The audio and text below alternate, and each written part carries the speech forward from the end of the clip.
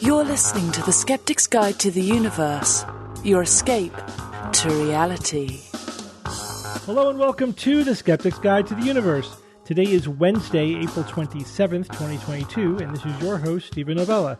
Joining me this week are Bob Novella. Hey, everybody. Kara Santamaria. Howdy. Jay Novella. Hey, guys. And Devin Bernstein. Good evening, everyone. How is everyone? Good. Not too bad. Recovering. You're recovering from what? From surgery. Oh, yeah, that's right. Yeah, that's right. I had surgery last Thursday, and I'm feeling almost 100% now. I'm definitely my appetite is back. I had no appetite for 2 days. I was super queasy post-anesthesia.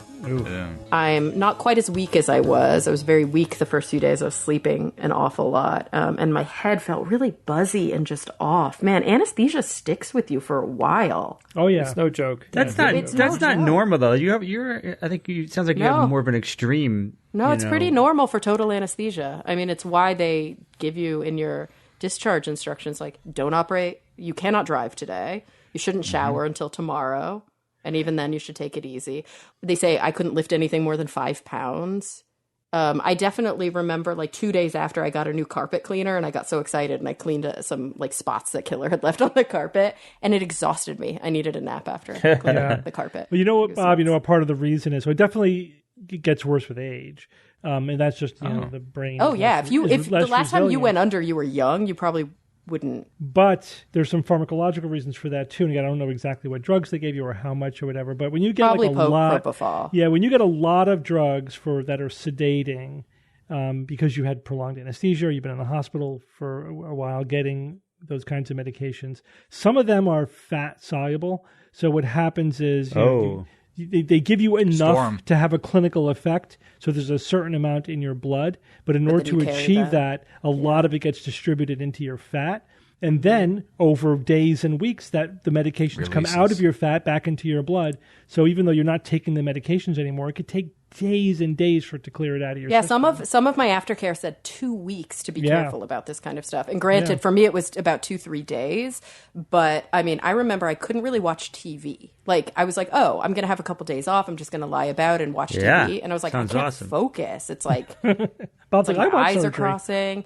But to be fair, I was only under for an hour and a half. Yeah, that's not too much. So I didn't have terrible anesthesia, but I do think I was propofol and I had Versed, which, is like a woohoo anti-anxiety medication, and a fair amount of like Zofran and Pepcid, like things to keep me from barfing, thank goodness, because I didn't barf.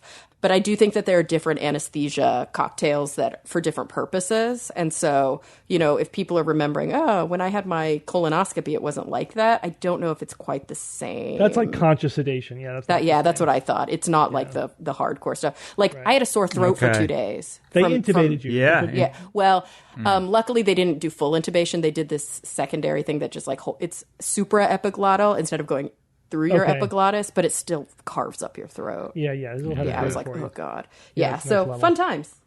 I'm glad you're doing well. I'm glad everything came out all right. Yes. You sound great. So we don't often do this, so I have no shame about doing this whatsoever. We're going to do a segment of a couple of things of shameless promotion before we get to the news items. The first thing is that we have some shows coming up. Jay, you want to talk about them? Yeah, we have a lot of stuff coming up, Steve. So we will be in Arizona on July 15th and 16th. On both of those dates, we'll be doing an extravaganza. On the 15th, we'll be doing an extravaganza in Phoenix. And on the 16th, we'll be doing an extravaganza in Tucson.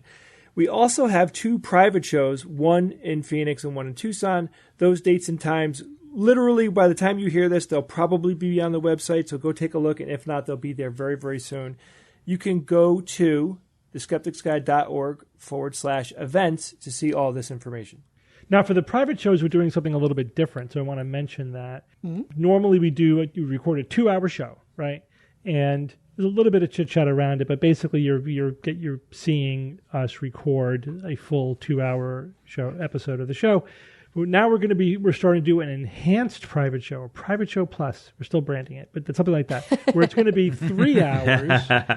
It's going to be not 2 hours, but 3 hours. We'll still be doing a live show in the middle of it, but we're going to be doing other things just for the live audience. There's going to be a lot more interaction. We're going to be experimenting with different games and other events, and George might do some music or whatever. It's going to be an expanded event with a lot more interactive stuff going on and interaction, hanging out with us. So we're going to see how that goes. So so keep an eye out for that. And don't forget, for the extravaganzas, we also have VIP tickets where you get to spend an hour with us either before or after the show, depending on the schedule of the venue. You get extra swag. You get, to take pictures with us and stuff like that. So if you're not going to the private shows and you want some VIP time, that is an option for the extravaganzas as well. Oh, and you get the best seats in the house. And you get the best seats. Yeah. Yep. All right. And so here's the other half of our shameless self-promotion is our second book just launched. So not published, but it's publishing September 27th, but you can now pre-order it. This is The Skeptic's Guide to the Future. Whoa, that's such a cool title, Steve. Bob J. and I are the authors on this one. We had so much fun writing this book. Oh, my God. And we learned an incredible amount. As much as we thought we're steeped in all of these topics, just doing the research for the book, it just takes you to the next level, right? Right, so exactly. much more information. I actually changed There's a new layer in that onion. I changed my mind on some of these technologies based upon the research that we did. It was really profound. So a lot of fun. I think the book came out very, very well. We'll have the link on the show notes. We'll have the link on the SGU site. It's grandcentralpublishing.com, and look for The Skeptic's Guide to the Future. And you can pre-order it. You can pre-order it pretty much everywhere, both the hard copy, the Kindle version, and the audiobook. So there will be an audiobook. I'll be recording that over the summer. So all of those can be pre-ordered. We really, if you feel like you might be buying this book, we really encourage you to pre-order it, because that helps us get over that threshold to maybe get on a bestseller list, which of course would really help promote the book. So we would definitely appreciate it if you pre-order your copy. That will help us a lot. So, and I think the cover is totally awesome. Oh my God, I love it. It's my new background on my phone. Steve, I was going to get that tattooed to my face. You think that's going too far or what? Go for Not far enough. Just do one cheek. One cheek. Back, lower back. The lower back? Or maybe a scapula. I would do a scapula tattoo. Yeah, so check that out. We're really excited about that. Steve, now don't forget, there is one more thing. Nexus 2022. It's a lock, everybody. Remember, I think I said last week, or this could have been on our live stream, I said we weren't 100% sure. Now I'm 100% sure. We are definitely doing Nexus 2022. It will be the first weekend of August. That's August 5th and August 6th. And we have a keynote, not a keynote speaker, a keynote situation. You ready to hear this? The keynote situation is that Bill Nye will be having a discussion with David Copperfield. Oh, that's right, Copper. That's right, Copper. Oh my gosh! Yeah, I'm so so good try, awesome. Kara. We interviewed. I know you keep working on that accent. No. I intentionally didn't do that's right, Capra, because this needed something louder and more exciting. Okay. So you guys might remember we interviewed David 6 months ago, middle of the summer, I think it was. Approximately. It's hard to tell. The pandemic has destroyed my ability to tell time. I think it was last fall. And we had a great time talking to him. He was a ton of fun to talk to. He was one of those great. people. He has, an endless number of stories because he's been doing something amazing for so long that he literally, we had to stop the interview because we didn't have any more time. But we loved talking to him, and that was the impetus for asking him to speak at Nexus. And he very generously said that he would be happy to do it. And, Bill is now involved with Nexus formally, and Bill is going to talk to him. So the two of those guys are going to have a really fun conversation. That's our keynote. It's a keynote situation that we would like you to enjoy. So you can go to nexus.org, necss.org, for all the details that you need to sign up. Now, keep in mind, we're filling in our speaker list as we go, and we have a theme this year, and the theme is Navigating the Misinformation Apocalypse. So we will be hitting some themes here during the conference about how do science communicators deal with misinformation? How should the general public deal with misinformation? How do we deal with it? Because it's everywhere, coming from all directions, and that's what we hope to answer during this conference. So please join us. We are doomed. And did you mention that it's an all-digital conference? Steve, did you know that Nexus 2022 is all digital? It's live streaming. You can watch this conference literally from anywhere you want in the world. In your underwear. Right. You know, you could be eating cereal as you're watching it. So the cool thing is you could get your ticket and then you could watch the conference for up to like 6 months. Because it's just there online whenever you want it. You can watch it live. If you can't make it, you don't have to watch it live. You can watch it basically whenever you want. But if you want to see it live with us, it'll be on August 5th and 6th of this year. All right. Thanks, Jay. All right, guys, let's move on to some news items. And Jay, you're going to start with redefining the second. So this is another in our series of news items about measurements and stuff. Whenever there's a significant update to measurements, we like to talk about it. This time it's the second. This one has a really cool history to it. There's so much more here than I could cover. Look, scientists are about to do something big to something very small. Right? Seconds might seem small, right? They're small, Kara, but they're important. The second is important. So they're going to change the definition of the second. And I don't mean like we're going to call it something else. They are refining the accuracy of the second. And let me tell you the story behind it. Now, historically, people would track time by the Earth's movement. This is what people have been doing for thousands of years. The sun's relative position would change in the sky, right? And since the Earth's rotation is slowing, which it factually is, scientists knew that they had to measure time in a way that was considered to be 100% constant, right? Because the Earth's rotation is slowly slowing down, that means that the amount of time it takes the Earth to rotate is changing. And that's not good when you're tracking seconds and when seconds or even hundredths of seconds or thousands of seconds are important to do scientific measurements. So, for example, Earth's slowing rotation lost 3 hours of time in the past 2,000 years. Now, I get that might not seem like a lot, but to science, it's intolerable. Right? Scientists can't stand that. It's not a predictable measure of time because 1 second is changing if you're measuring it via the rotation of the Earth. So I recommend that you read some history of the way that humans have been tracking time and how time tracking came to be because it's fascinating. But to give you a tiny little bit of information, before 1967, the second was considered 1/86,400th of a day. That was basically what you needed to know. And all this led scientists back in 67 to change how we measure time by looking now, instead of saying we're going to use the Earth or astronomical ways of defining how long a second is, we are going to use atoms, right? Like an atomic clock. I'm sure you've heard of the term atomic clock. Well, what the hell does that mean? Oh, yes. What is an atomic clock? Scientists needed something back then that was predictable and more constant than the rotation of the Earth. So they used the motion of atomic particles because they never wear out, right? Atoms don't wear out, and they never change their properties. Atoms are going to behave the way that they are at the speed that they're going to behave under normal conditions, and that's it forever until the universe ends. So from a scientific point of view, they are the perfect way to measure time, using atoms and using the movement of atomic particles. So they ended up using something called cesium, which, it's an atom. Could also be an element. Ion. It's an element. Yeah, it's weird to say it's an atom. Yeah, you're right. Element. It's an element made of atoms. Okay, yeah. So because cesium, they have a heavier atomic weight, and its resonance frequency was easier to study and track. They used microwaves to excite the cesium atoms to emit a flash of light at regular intervals, and those regular intervals were the movement of the atom itself. They had instruments that could pick up the flash of photons and measure time using these regular flashes that came from the atom when they hit them with microwaves. Right? Right, so like 9.2 billion flashes in a second.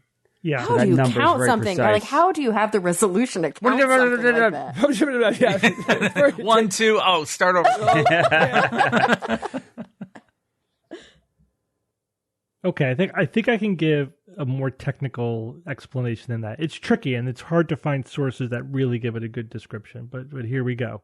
Cesium-133 atoms essentially exist in two energy states. Let's just say a low energy and a high energy state. So they use a magnet to separate the two so that you have a pure stream of low energy state cesium atoms. They then expose it to microwaves at precisely the right frequency, that 9.2 billion cycles per second, which bumps the low energy cesium atoms into a high energy state.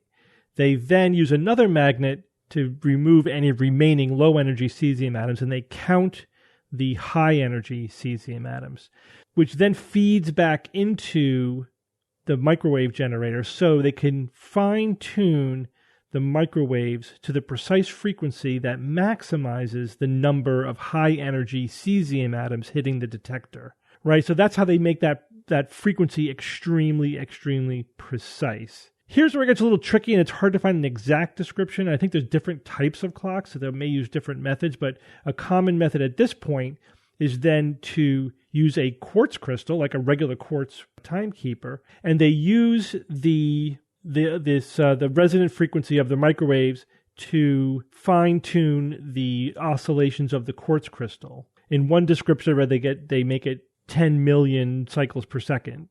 And then you could just use regular electronics to measure those 10 million cycles per second. Basically, every 10 million cycles, it spits out a pulse. That's 1 second. So, but I know there's a fountain cesium clock at NIST, uses a slightly different method. It gets a little technically complicated at that point, but it's essentially they're fine-tuning the resonance frequency of the microwaves to the cesium atoms by measuring how many of those atoms get bumped into the higher energy state. And then they have to feed that back into some kind of counter, which could, in one type, uses just a regular quartz crystal to measure time. All right, so guys, the International Bureau of Weights and Measures, which I think is pretty cool, they ended up facilitating the official change in measuring the second using these cesium atoms back in 1967. But keep in mind that astronomical time and atomic time still needed to be synced up, since we're living on Earth and we need our day and night and our 24-hour cycle to still make sense, even though it's a little bit longer than 24 hours. They still had to sync them up. So what scientists did is they add a leap second to the atomic time roughly every year and a half, and this accounts for Earth's slowing spin. And this is why, like, our GPSs work. Yeah, right. If they didn't sync things up like this, lots of stuff wouldn't work, right? So they have to sync it up because we are bound to the Earth and we live on the Earth. So therefore, we need our astronomical timekeeping and our atomic timekeeping to jive with each other. So we have these fix it little doodads that we do every year and a half or so. So updating the measure of a second is happening because scientists have created new and very sensitive instruments called optical atomic clocks. These work like the cesium time tracking method, but the new version can detect much faster atomic movement. So they can use many different atoms today or ions with the latest equipment that they've come up with, like strontium and mercury and aluminum, to list a few. Now, none of them have been picked as the new default atom or ion because all of this is still in the laboratory. It's not ready for prime time yet. They haven't dialed everything in yet. The equipment takes many people to operate. It's not simple enough or elegant enough to use as the new standard yet. The equipment takes many people to operate and is simply not elegant enough to use as the new standard yet. The equipment needs to be perfectly stable as an example. It has to be shielded from the Earth's magnetic field. They need to chill the atoms or ions to near absolute zero. This slows them down, and then they shoot lasers at them, and they're searching for the best wavelength of light that works best with each different atom or ion, right? Because they want that really specific wavelength of light that's going to make the atom do something like give a predictable reaction, like it might create photons, or might give off a certain amount of energy at some point that they can detect. Yeah, so essentially they're using atoms that have a resonance frequency in the optical range rather than the microwave range. So that resonant frequency is about 50,000 times greater than for cesium atoms, and therefore they're 50,000 times more precise. A second type of laser called a femtosecond laser frequency comb.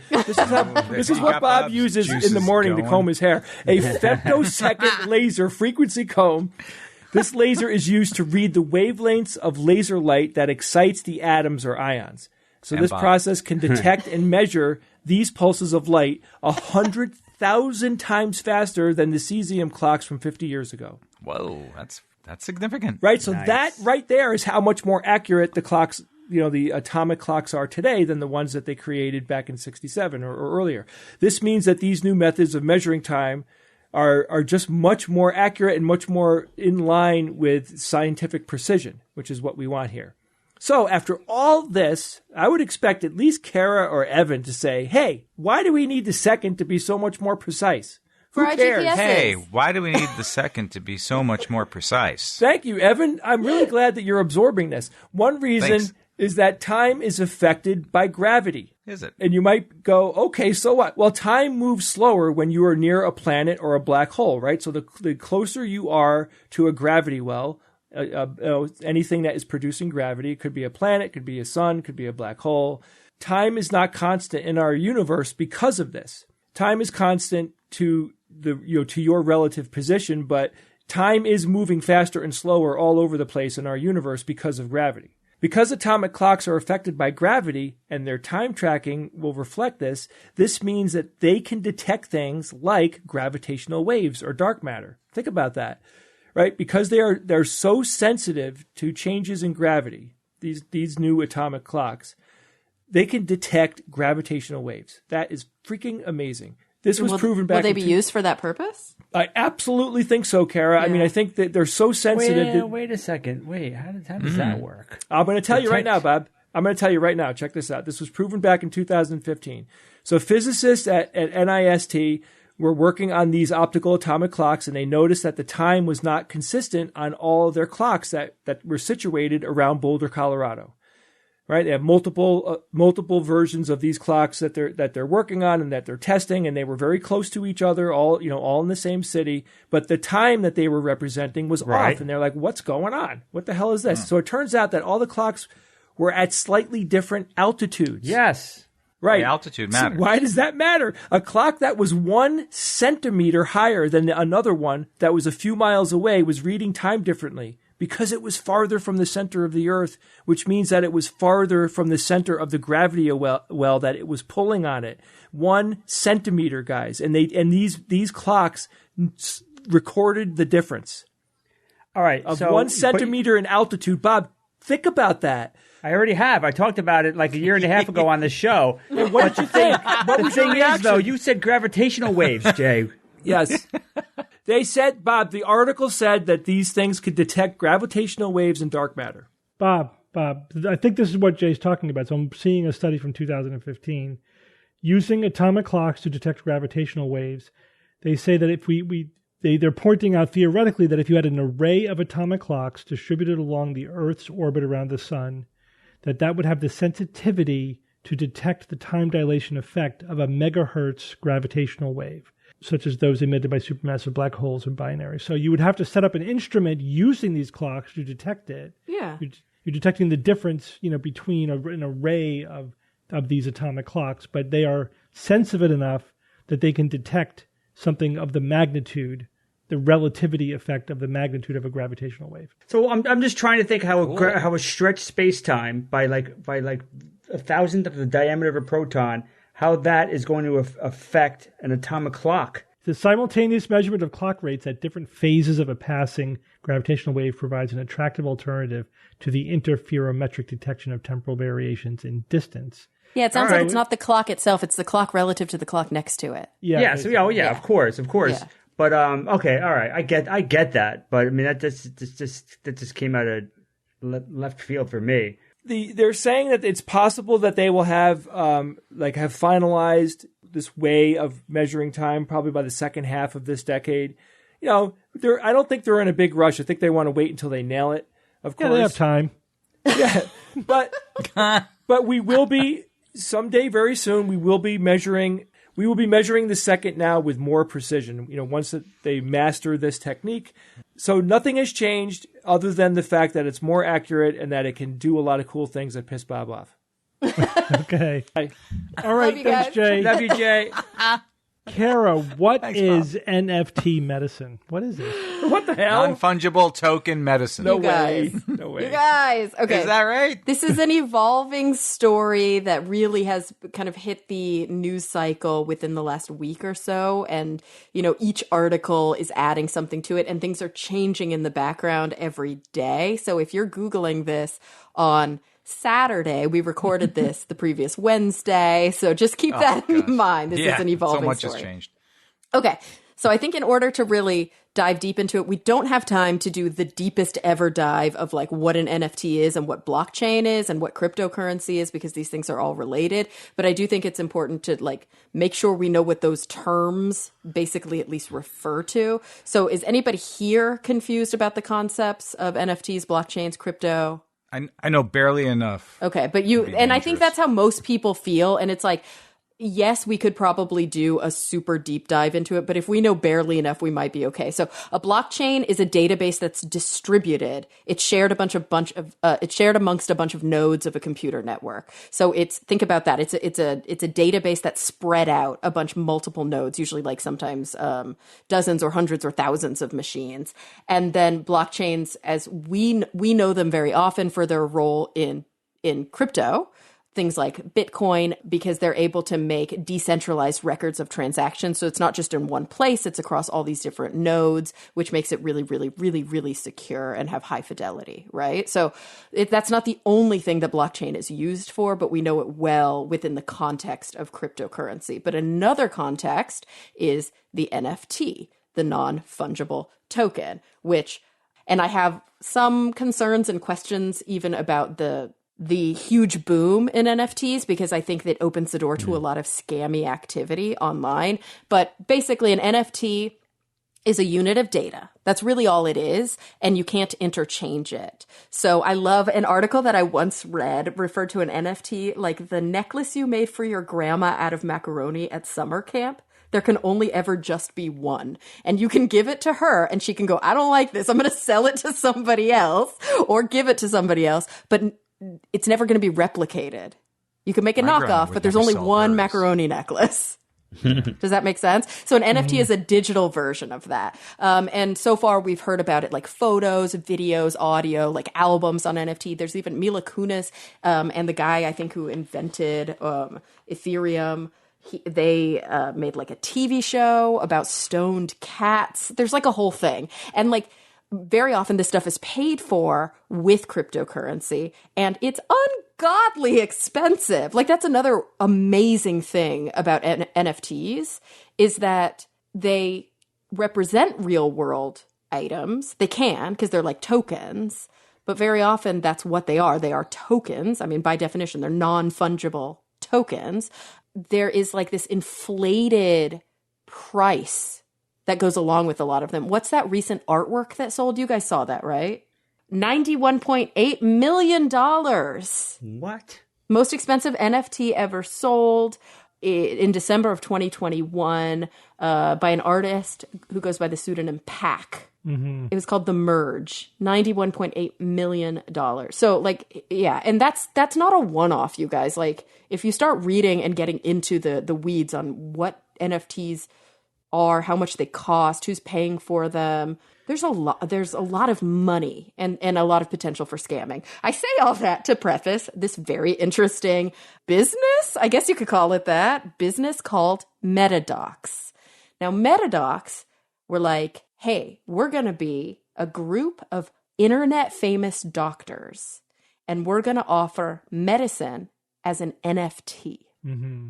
Oh my God. And this sparked a lot of concern. Expensive. Yes, first of all, very expensive. In their white paper, they were listing it as 0.2. 0.2. Yeah, so that's at the time, it was about $570 to buy the NFT.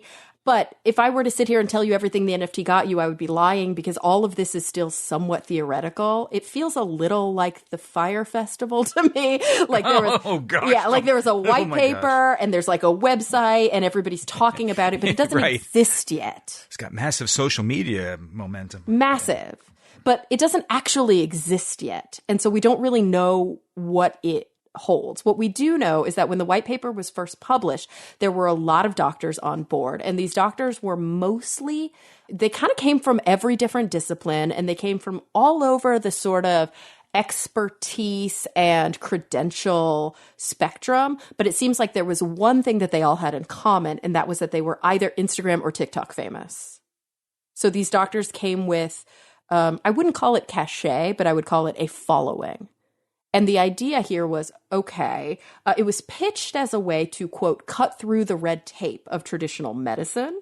I guess that means for rich people. That's the only way that I can kind of make sense of this. Because if you can't afford this, then what good is cutting through red tape? And the idea here is that this would be a non-fungible token that you could purchase using crypto of these doctors. They are represented by cartoons. If you want to look this up online, you'll see pictures of the cartoons. They are kind of scary looking. I personally would feel really uncomfortable in the metaverse, for example, discussing a legitimate medical concern with one of these like creepy little avatars of a physician. But what do you get? I mean, what I know it's an NFT, but is it actually providing medical services? Right. So here's the real problem. They don't have a telehealth credential. And this kind of came out after people started reading about this. They were like, wait. Metadocs are a bunch of doctors that are selling their presence, their interaction for a pretty high dollar of crypto on what they want eventually to be the metaverse. They want this to be like a Web 3.0 kind of interaction, but they can't legally dispense medical advice.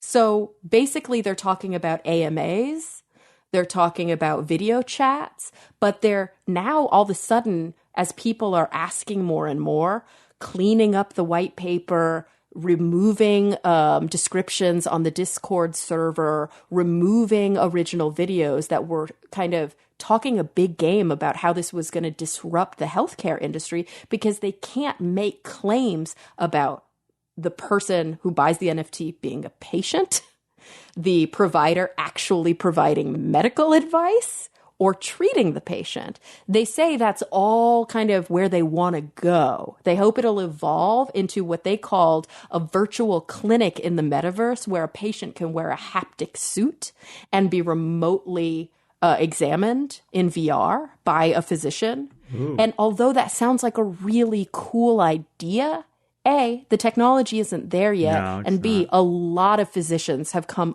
out saying, I am not comfortable with this ethically, and I'm very concerned. I'm not going to say this is a scam, but I'm concerned that this has all the trappings of a scam.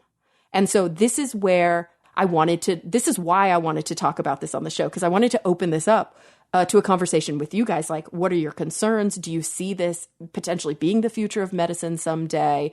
Do you feel like Metadocs went about this the wrong way? Because it was like kind of all glitter. It was all marketing, and the content's really not quite there. Like, here's a quote from a physician at University Hospitals in Cleveland. Quote, there are a lot of hype words thrown around and they don't really convey any meaning. They don't guarantee that you could access the doctor your problem needs or even one that has completed medical training. Because that's another problem here.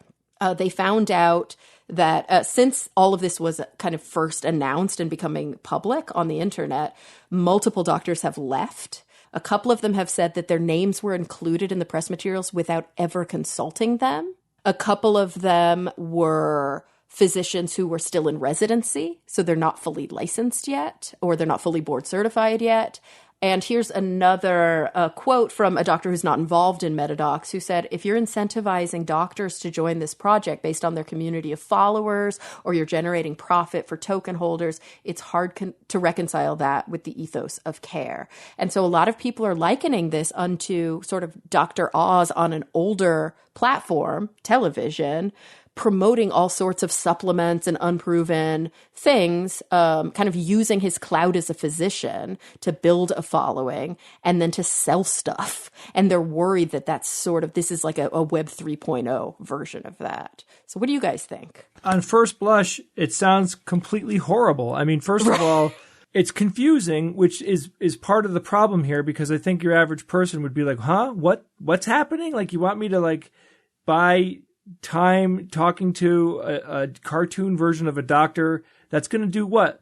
And if they're like basing some of their ability to give treatments to people or to come up with a prognosis on someone with haptic feedback, that could be 20 years away. Exactly. They're nowhere near that. And so what they keep saying is that it's about offering information and education. And so, like, based on what you just said, Jay, I love this. So there's a BuzzFeed News blew a lot of this open, but there are like a ton of other articles around it now. But I scrolled down to the bottom of the BuzzFeed News article and looked at the comments.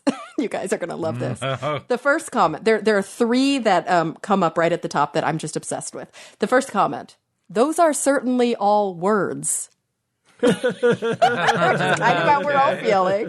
Nice. The next comment, dystopian as hell, which I think we're all kind of feeling that too. But then another comment, which offers the alternative view. Not really sure why this is an issue other than clickbaiting the NFT hate. I'm curious to see if 10 years from now we're all using NFTs and crypto for everything, lol. BuzzFeed, come on, you guys need to focus on more important things and actually use your audience to make an impact. So you've got sort of the other side of it, which is like, crypto is the future, and you guys are just Luddites because you don't really get it yet. But of course, then there's responses to that, like, calm down, crypto is polluting the environment. It's never going to catch on the way you want it to. Let's all take a breath. So it's an interesting slice of a microcosm of an industry, this sort of Web3 industry, that a lot of people are genuinely, legitimately hopeful that blockchain is the future. But I worry that this is very, very preemptive. And who wants to be the guinea pig, right? A lot of people. That's the crazy thing. Like when you start to dig into these rabbit holes, reading about crypto and NFTs, you find out that people are spending so much money to get access to artwork, to get access to TV shows that only exist on the blockchain, to get access to things other people can't have. I wouldn't be surprised if they could raise a ton of funding for this. So my concern is that it's not even the NFT aspect of it. It's the service that's being provided, which is not a consult, but right. It's ethically nebulous. What is it? Yeah, it's in that gray zone. There's a reason why we don't do this. Either you're giving a full medical consult or you're not. Right. And that middle zone is dangerous because you're not getting all the information you need. You know what I mean? Like, so are you reviewing their medical records? Are you doing a full history? Or do you know what all their allergies are? Do you unless you do a full evaluation, you can miss things. You can give bad advice. Right. Like when you're talking to a lot of people, like you do on science-based medicine, we do here on the SGU, you see it on the nightly news, or even sometimes actually all the time on social media, but sometimes it's done ethically, where physicians are saying, here's a topic, this is what the evidence shows, this is the way we tend to approach it, this is general information to educate you. It's not intended to treat any specific illness or to be personalized, but this is personalized. So this is one person. That's where things get scary. But I think the use of NFTs, I mean, there's the whole issue of they're bad for the environment, it uses up too much energy, it's not sustainable. But that aside, having some kind of a digital ownership system could be useful for things even beyond just owning artwork or memes or whatever. There's an article from earlier this year where they talked about using NFTs or some system like that, so that patients can own their own health information. Right, like your DNA. Sell it in a health information exchange. Oh, you want to use my information in a study? Oh, I own it. Let's talk about what you're going to pay me for it, you know? I could see that with like a 23andMe, with where it brings the power back into the hands of the patient. Yeah, exactly. That's what it's intended to do. Yeah. So we'll see. We're still, obviously, it's early days. But people will explore everything, but that's different. I'm concerned about is this a consult or isn't it? Is this telehealth? Right. Then do telehealth. But I know. I almost feel like. Don't you feel like they're solving a problem that doesn't exist? What's the necessity? Right. Yeah. What's driving this? I mean, isn't it crystal clear that these doctors are trying to get rich off of this stupid NFT hype? Well, that's what I think. And so here is a quote from I think the guy who started this, or he's very high up. His name's Jorbachny. He's an how do you say, an ear, nose, and throat doctor, an otolin. ENT. He refers to himself as a, quote, medical infotainment provider. Oh, What is that? And he said, That's like someone who sells oil from the back of the carnival. well, I think he's a wagon or licensed, something. I think he's a licensed and credentialed physician who also does a lot I'm of just saying like, what it sounds like. well, he does a lot of infotainment on social media, right? gosh. So he says, quote, value isn't just medical care. Our deliverable is connecting people with these doctors for a value of whatever they want to talk about or connect with. What the hell does that even mean? What do you want to talk about? The latest movie they saw? I want to Talk go to a about specialist that can help me with the very specific thing that's wrong with me. I know. It's Right? very strange. I mean, I can imagine that there's someone listening who's like maybe struggled with chronic disease, who has been in the medical system for a long time and has struggled with a lot of the kind of negative trappings that we often hear about within the the constraints of our medical system, not enough time, too short of sessions, too short of appointments, that could say, oh my God, I would love to be able to just sit and talk to a physician and really engage with them and ask them a lot of questions, because I often feel like I can't do that when I'm seeking care utilizing traditional medicine. But the sad thing is, I don't think that's what this is, and I don't think this would offer that person that. I think that all this would do is open up potential ethical Pandora's box. Yeah. Sounds And dodgy. it's worrisome. It sounds super dodgy. Totally. That's why I said at the beginning. And maybe I shouldn't have sort of biased it with like, the more I read about this, the more I think this is like Fire Festival. But it just has that vibe to me. And I'm concerned about it. Yeah. We'll have to see where it goes. Me too. Yeah. So like I said, evolving story. Almost every day there's a new article that says, they took down this explanation off their website. So yeah, but their website is still up and you can kind of see about it yourself, and I don't know, see what you think. Well, everyone, we're going to take a quick break from our show to talk about our sponsor this week, BetterHelp. Guys, if you feel that you need therapy or you've had therapy with a live person, you should be aware that online therapy is actually a valid option. BetterHelp is customized online therapy that offers video, phone, and live chat sessions with your therapist, so you don't have to see anyone on camera if you don't want to. It's much more affordable than you might think. It's true. And as you guys probably know, not only have I been in therapy for quite a long time, I also am a psychotherapist. I'm actually training to be a clinical psychologist, and I can attest 100% that psychotherapy is beneficial. It can help you. And, you don't have to be shy. You can try it out. If it's not right for you, the great thing about BetterHelp is that they make it easy to switch therapists so that you can find the right fit. And remember, the Skeptic's Guide to the Universe listeners get 10% off their first month at betterhelp.com/SGU. That's BetterHelp.com/SGU. All right, guys, let's get back to the show. Bob, tell us about restarting the LHC. Yep, just hit the on switch and they're good. That was it. And they're good. Yeah. Here's your problems. So yes, You had to switch off. the Large Hadron Collider, LHC, has emerged from its 4-year moribund state and is ready for run number 3. Woo. So, is new physics beyond the standard model finally in the damn cards this time? Yes. Bob. Okay. Well, we all know and love the LHC, right? It's the largest particle physics experiment in the world and also the largest machine in the world. Basically rams protons together at near the speed of light, and multiple detectors examine the wreckage to learn what makes reality tick. That's pretty much the LHC in a nutshell. It's a big crash test. So, basically. yeah, right. So during its first run in 2012, famously found the Higgs boson. Higgs. Which is basically a manifestation of the Higgs field, which gives mass to things. Anything that has mass, thanks to Higgs. And that capped a 5-decade search for the little bugger. Unabashed success. The goddamn particle. Time. Yeah, right. So now, Oh, gosh. But not long after that, the LHC was powered down basically for a couple years for upgrades, refurbishment, and then Run 2 started in 2015 with high hopes. But that didn't go as well, at least as I had hoped. It looked early on, it looked like they were doing great. They found evidence of a new particle, and everyone was saying it was evidence for supersymmetry, which posits, among other things, counterpart particles. So photons would have cousins called photinos, and quarks would have their goofy cousins called squarks. And actually, that would have been it would have been really cool, because supersymmetry would have answered questions and even pointed to dark matter candidates. But that potential new particle that I mentioned just 12 seconds ago in run 2 was just a statistical anomaly. And now I know why. Nice. I know why. I know what happened. Because the theory that called those particles squarks and photinos, I'm convinced the universe said, squarks? Really? Well, I'm just going to change reality around a little bit so that they don't exist, because you had, well, whatever. Okay, those names were horrible, but it didn't pan out. It didn't pan out. And then Run 2 was put out of its misery in 2018. And since then, the LHC has been busy getting ready for Run 3, which started, well, let me check my watch. Oh, yes, back on April 22nd.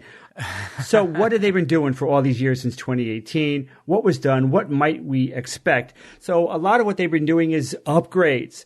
One of the big things, they improved its luminosity. Now that term in this context means that it's essentially more particle collisions per square centimeter per second. That's it. More collisions means more chances for cool stuff to happen and new science to happen. And while I'm on this subject, the beamline of the LHC, the tube that the beam runs through, needs to be evacuated of air, right? Because you don't want these protons to be hitting anything. So it's got to be the best vacuum possible. And it really is. Pressures in that tube, in the beamline, are as low as 1/10 trillionth of an atmosphere. Scientists call it the emptiest place in the solar system, which is 6 great words. The emptiest place in the solar system. I love it. A proton can travel for hundreds of hours and it basically has zero chance of hitting an air molecule. Fantastic. All right. So they improved the luminosity. What else did they do? The detectors. The detectors had to be beefed up too, because these detectors had to deal with all these new collisions that were happening. So better detectors. And then they needed, of course, you needed better data analysis techniques, right? Because you have to go through all that extra data that's being created by the beefier detectors made to handle all that extra luminosity. So all of that happened, but also magnets were upgraded. These superconducting magnets can allow for 13.6 tera electron volts instead of just the paltry 13 TeV that they had in Run 2. So a lot more powerful. This one was new, a new detector, a small one called Phaser, F-A-S-E-R. This detects really low mass particles leaking from the LHC. And the hope here is that these particles that they might detect will be related to the dark sector, which is not as creepy as it sounds, since it just means dark matter. It's talking about like dark matter. So now dark matter is not part of the standard model of particle physics. And if this new detector called Phaser actually detected it, I mean, oh my God, that discovery would have Nobel Prizes pouring from it like sauce from Jay's Meatballs. So that would be one of the big, unforgettable events of Run 3 if they actually did. Obviously, if they detected dark matter. Oh my God. Okay. But of course, there's a boring stuff that they've been doing for the past few years, like just refurbishing, right? The entropy happens, you've got technical infrastructure that needs to be kind of looked at and fixed and repaired, cooling, ventilation, electrical distribution, elevators, cranes, fire detection, all that stuff. That's also been done. Okay. So now the hope for Run 3 that started last week. So one of the hopes is there's some things that are truly mysterious at this point, and they're like, okay, we got to look into this during Run 3. One of these was the result of a recent analysis that showed that W bosons, which mediate the weak force, they were shown to have much higher masses than predicted by the standard model. That's really exciting. So a lot of the researchers that worked with this think that this is a definitive pointer to potentially new physics, like, for example, a brand new particle, or even better, a new force. That could potentially be revealed by the LHC's Run 3, based on the fact that the standard model got this prediction off by a fairly wide margin. So this is an opportunity for new physics. That makes it exciting. The standard model said the W bosons for the weak force are within this range of mass. they analyze these results from another collider from like 10 years ago, and they're like, oh man, these masses are not in line with the standard model. Why is the standard model predicting, is there a new force or particle that's making the mass different? That's really exciting. Yeah. The other thing about placeholder now. Yeah. But been down this road before, I'm trying not to get my hopes up, but this one just could genuinely produce something. But we'll see. Let's see. The other thing that I really liked about the hopes for Run 3 for the LHC was thinking outside the box, which is I think they're really doing that here in this one area specifically, and that has to do with the common assumption that massive particles are very short-lived. And that's generally, essentially almost always, or maybe even always, it's been true in the past. If you've got a lot of mass, and you're an obscure particle, like say the Higgs boson, that lasted for 1/100000th of a trillionth of a second. It's got a high mass. It barely lasts for a flicker of a second, 1/100000th of a trillionth of a second. That's otherwise known as, say it with me, a sextillionth of a second, right, guys? That's a sextillionth of a second. One of my favorite numbers. So, but what if particles lasted far longer than a sextillionth of a second? They're calling these LLPs for long-lived particles. Decent initialism, I guess. LLPs. So what they're going to do is, because the thing is, if you live longer, if this particle is created out of the wreckage of crashing protons and it lives longer than you think, then it's going to be outside of the detector's range. The detector's not going to be focusing on this area because it didn't think that anything would live that long to get that far. So they revised their analysis techniques during Run 3 that are specifically going to be looking for these LLPs. So how did they define, what's the cutoff? 1,000th or 1,000,000th of a second?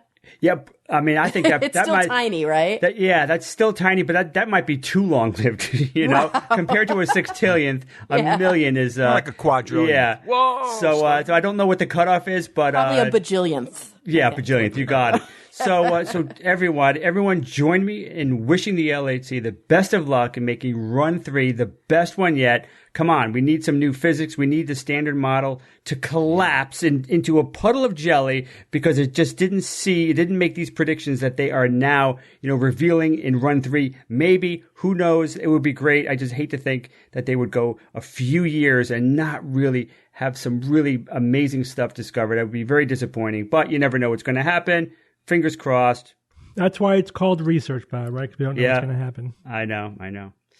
But after years and years, I want new physics. I'm so tired of the standard model. I want some new shit. I'm done with the standard guys, model. the standard model says nothing about gravity, about dark energy, about dark matter. We know that stuff is real, and the standard model doesn't predict it. It's just incomplete. We need to complete it's incomplete, and we want to get some theories about the stuff that we just don't know how do we describe the 94% of the universe, dark matter, dark energy. It's the biggest chunk of the universe, and standard model says, sorry, scusi, don't know anything about this. Yeah. We need some theories, new physics, please. The standard model needs its Jerry Maguire. You complete me. All right. Somebody has to say it. All right, thank you. All right, here we go. What do you guys know about emotional freedom technique? Kara, have you learned this in your psychological and here's the thing that's really annoying. They call it EFT. There's already something in psychology called EFT. It's emotion-focused therapy. Oh, and it's they stole the initialism. Yeah, and it's somewhat good use legitimate. of that word, Steve. Yes. Yeah. And so it's frustrating when you was see taken. Yeah, you see pseudoscience that uses the same initialism as a legitimate approach in therapy. It's confusing to the consumer. Yeah, totally. They have an NFT for EFT now. Yeah, now, it's also called energy psychology. Oh, boy. Red flags are popping off there. Yeah, big time. More popularly Energy known as for- tapping therapy. That's Oh gosh, it's getting worse. basically what happens. So this is how it works. I'm just going to read you a definition from a EFT promoting website. It says EFT works by tapping on acupressure meridians to release blockages. When these blockages are released, the problem feeling can be released and move through the body. The process starts with the beginning statement of what the problem feeling is and includes a complete acceptance and acknowledgement of the problem. So if you are afraid of spiders, you would say something about spiders don't bother me while I tap on your face and hand, and then the emotional negativity associated with spotters magically goes away. It gets flushed through Only your if you- body because it was trapped in the energy in those meridians. And by tapping these magical acupressure points, it releases it, and then you are free. You have awesome. emotional freedom. That's why it's the emotional freedom technique, right? Pure pseudoscience. Pathetic. Whoa, On that's its face. I mean, it's just like Not not even even close. trying. But it's incredibly popular, guys. This is a popular. Is it? Yeah, it is. Is it? But it's not And- mainstream. Incredible. Like psychologists don't practice this. Yes, they do. It's an practiced actual by- licensed yes. psychologist. Yes. It's like EMDR, just about 10 to 20 years behind. Yeah, I was going to say it's not, because EMDR is problematic because there's some conversation about it being evidence-based. There is a conversation about this being evidence-based as well. What? The problem is that the evidence is crap. Here's the problem. Yeah. So first of all, anything that involves acupoints is BS because acupuncture points do not exist. We could say that as a positive statement. It's not just that we don't know if they exist, we don't know how they exist. They don't exist. Yeah. As much as we could say Blanket. anything negative in science, right? It's been researched Right. to death, and there's multiple independent lines of evidence that say that they just are not a thing. There is no anatomical, physiological, neurological, biochemical, or biological basis for acupuncture points existing. And if you So look, it's a belief system. if you look at the literature, and I have, and acupuncturists have, there's actually been a review by acupuncturists saying, hey, let's look at the literature just to decide where exactly are the specific acupuncture points. Let's see what the literature says about that. And they concluded they're kind of everywhere. Like if you include the error bars around where the quote unquote point is, it's just this huge portion of the body with massive overlap. They're basically everywhere. They essentially don't know where they are. Further, Right, what's the difference between them being everywhere and nowhere? yeah. Further, if you look at like where's the acupuncture points that would be important for whatever, for treating migraine or for treating hypertension or whatever, how do they decide which acupuncture points are important for that particular indication? They just make it up. They get 2 or 3 acupuncturists sounds together good. and they decide where they are. And if you compare different studies, different acupuncturists pick different points for the same Sounds like outcome.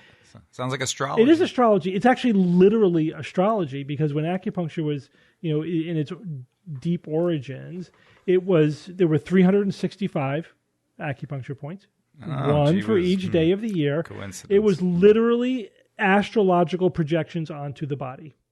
It was the same pseudoscience, essentially. Yeah. Now there are thousands of acupuncture points. There's also different traditions, whether it's Korean versus Chinese or whatever. There's auricular acupuncture. So we were talking about this before. If you rerun history, science would be the same, right? You would still have the same physics and the same biology or whatever. It's not culturally or historically dependent because it's reflecting reality. If you reran history, however, would pseudoscience be the same, right? Would we have the same pseudosciences? Would we have the same religions? Would we have the same not. belief systems? No, they would all be different because they're completely culturally contingent. They are not based in reality. And the same thing with acupuncture. It would not be the same. Like right? It's not like it's been independently rediscovered multiple times because it really exists. It's just completely a cultural construct, and that's it. And it has no basis in reality. So right there, we could pretty much write off EFT because it's based on something that doesn't exist. So the plausibility or prior probability is essentially zero. So what's happening? Why is there a debate about whether or not this is evidence? It sounds like this is a purple hat, therapy. When you mentioned EMDR, that's what's going on. Like Totally. there is a specific ingredient that's being tapped into that's not unique to this therapy. It's basically people are doing legitimate therapy while they're tapping on their bodies, and then they're seeing a positive benefit. And they're saying it's because of the tapping, not because they're doing therapy. Yeah, it's like, here, we're going to do a little bit of cognitive behavioral therapy, a little bit of exposure therapy, and we're going to be tapping you while you're doing it. So, and is the tapping is that just a placebo effect or is it something real? And unfortunately, the state of the literature is pretty bad. The studies are not really rigorous. They haven't really figured out how to blind them properly. Most of them are small. Many of them are single-blinded, where they don't really assess the blinding. The best studies I could find, whenever there's a study that has like a group that's a good control, it's negative. Like the comparison between EFT and that good control is not different. It's only when there is some methodological problem and essentially allowing for poor blinding.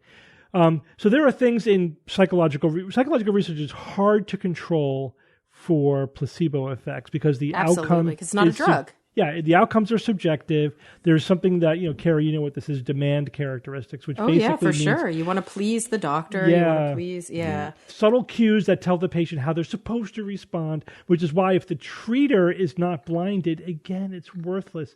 But it's also sometimes the therapy itself, there's no suitable placebo for the therapy because the therapy itself unblinds itself. Mm-hmm. That's problematic because it's not a drug. You can't have a sugar pill. So sometimes you're doing a therapy. It's hard to blind that. Yeah, they do. But so you have to come up with a good sham, right? Where you're doing, which is not always easy to do. It's true, and it's also if the treater knows it's the sham, then that kills it because they're not going to have the enthusiasm. They're not going to, again, all those demand characteristics are not going to be there. That's why randomized control trials are usually double blind, not they have just to be single blind. But not only double blind, you have to have an active placebo. You have to evaluate the blinding and on both sides. And if there's a failure of blinding, the study with such a subjective outcome, especially since there's such thin margins where you already are expecting a huge effect from the treatment itself, the behavioral, like the legitimate treatment component of this. There's also non-specific effects. We know that whenever you introduce a novel element into a therapy scenario, that has a huge placebo effect. So you're doing that as well. And we also know that even not a placebo effect, but one of the non-specific effects, I guess that is technically also a placebo effect, it is just being around a provider. Exactly. If you're in mental distress and somebody is talking to you, and there's physical contact, which is another that in and of itself driver. is healing. Yeah. So, but there's no reason to think that the tapping is actually doing anything. It's just like EMDR. There's no evidence that the moving of the eyes, and it has to be like, it's integrating the right and left hemisphere. They make these ridiculous, like neuroscientific psychobabble explanations for what's happening. And it's just like it's like poetry. It's not science. Yeah, and that's why Gerald Rosen calls it a, quote, purple hat therapy, because he has this whole scenario where he's like, let's say you're afraid to drive on a bridge and you work with a therapist and they teach you grounding exercises, breathing exercises, evidence-based approaches to help you get through this exposure therapy to drive on the bridge. And then they put a purple hat on you and they go, this purple hat is going to protect you from your stress. And then you drive over the bridge and you say, oh, it's the purple hat. That's why I was protected. No, it's all the freaking therapy you just had and all of the techniques you learned about how to not be as stressed as you drive across the bridge. That's EMDR. It's the purple hat. Yeah, and it's it sounds like that's gimmick. the tapping. Totally. But sadly, EMDR, I mean, I don't think it's better because you're right. They base it on like neurobabble and just made up stuff. But at least they're not basing it on like chakras. Yeah, it's hard to know what's worse. I agree. It's like there's two different flavors of annoying. But this is like explicitly endorsing energy, medicine, and acupressure points and all that stuff. It's just complete nonsense. And for that reason, I do want to say, just to kind of like defend my field, of course there are probably psychologists who do this, but the APA is not like, do this. They didn't list this as anything evidence-based. They don't promote this or say you should be using this therapeutic approach. Yeah. Just so you know. Yeah. Give it 10 or 20 years. Oh, no, they're pretty good. They're like APA tries to be really, really. They're what very do they say about forward. EMDR? That one's questionable. For yeah, them, see, that's what I think. This is heading in that direction. That's what I'm saying. That's so scary. But we'll see. The problem is they're not getting to the right threshold of clinical research. Where you have, remember we talked about you have to pre-register your trials so that you can't have a file drawer effect. You need adequate effect size. They need to be powerful enough. You need a large study. It needs to be properly blinded. You need to assess the blinding. And you need to have a replicatable protocol. If you don't have that, you you don't have a real phenomenon. You cannot demonstrate the phenomenon as real. And when the basis of it is magic, you need to be especially skeptical, and they're not. Or a lot of practitioners are not. A lot of the people who are promoting it and saying, "Oh, it's evidence-based," etc. It's not really evidence-based. It's not. It's just you are accepting a too low level of evidence. So it's very, very problematic. Okay, Evan, you're going to tell us about another paranormal pseudoscientific thing. This one in anthropology. Tell us about that. Yeah, paranthropology. So like para-anthropology like kind of shit? put together. Yes. All right. I read about this one at the Harvard Gazette in their science and technology section. No. What? Yes. What? Hey, these are the facts. Colleen Walsh was the staff writer who handled this one. Anthropologist, here's the headline. Anthropologist describes supernatural adventures. Studying the paranormal can contribute to the field of anthropology, says Jack Hunter in a recent Harvard talk. Oh, yes, and he did give a talk online for about an hour. This was back in late March, and it got reported on. And fortunately, for the purposes of the news item, the talk's available, that you can watch it on YouTube, and that's what I did. I watched it. It makes, well, let me jump to the news article first, and I'll go directly to the video and tell you what it says. But the news article makes some observations, a couple basic things. So again, the subject of the article is Dr. Jack Hunter. Here are some of his bona fides. I grabbed them directly from his website. He's an anthropologist exploring the borderlands of consciousness, religion, ecology, and the paranormal. He holds various teaching positions at the University of Wales Trinity St. David and at Newton College. His PhD at the University of Bristol took the form of an ethnographic study of contemporary trance and physical mediumship. Wait, what? What does that even mean? PhD in mediumship. Mediumship? Yep, Like, physical mediumship. but like, That sounds okay. very professional. But wait. So like, just like theologians are scholars of the literature and the cultural norms around religion, please tell me this guy is just an anthropologist who studies how supernatural experiences shape culture and how stories around the supernatural. Wouldn't that be nice if that's the world we lived in? Oh, Kara, we were all thinking, I think, exactly that. Right, which would have some bearing. Oh, that would be perfectly merit. legitimate to study as an anthropologist. Absolutely, to better understand past civilizations by those cultural influences and their belief systems. Yeah, and how we got to who we are right now. Absolutely. But, yeah. So he's a research fellow at a couple different places, among them the Parapsychology Foundation, which we've heard of before, I believe. And, here's the more interesting one. He's a member of the Fairy Investigation Society. Mm-hmm. What? Fairy. F-A-I-R-Y. Oh, the Fairy Investigation Society. I was thinking Wait, so he F-E-R-R-Y. investigates fairy? Like, what the Yes, hell? he does. How? He investigates fairies. Ow. And the Fairy Investigation Society, they missed an opportunity here. They should have called themselves the Fairy Investigation Guild, or FIG, and that way you could give a fig about it. Nice. The fish. But I digress. So essentially, this guy, and there may be some racist history to this term, but he, as an anthropologist, he has quote unquote gone native, meaning that he's not studying about something from the outside. He now believes in it and is part of it from the inside. Right. So that's the difference between an etic and an emic perspective, which, interestingly, we usually want a more emic perspective. We want to know like the inside view, but we want to ask people who are inside of it for that view. Instead, he inserts himself into it and Right. goes into these experiences himself and gives his own, relays his own information about the experiences that he had. From a believer Subjecting perspective, himself. again, not from an object. He lost his objectivity. It's Right. like the other Harvard, professor, the psychiatrist, John Mack. who believed the delusions of his own patients. No, as a psychiatrist, you're not supposed to believe your own patients' delusions. Right. And But that's, I think, also UFO the abductions and difference. whatnot.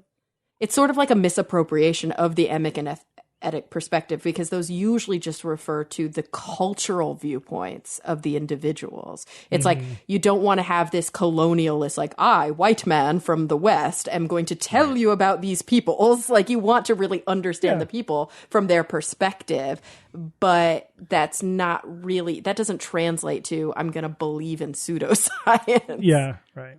Yikes. I'll give you, I watched the whole hour presentation, and I'll give you a couple pullouts that I found that I thought were interesting. Here's 3 of them, all right? And then we can talk about each one.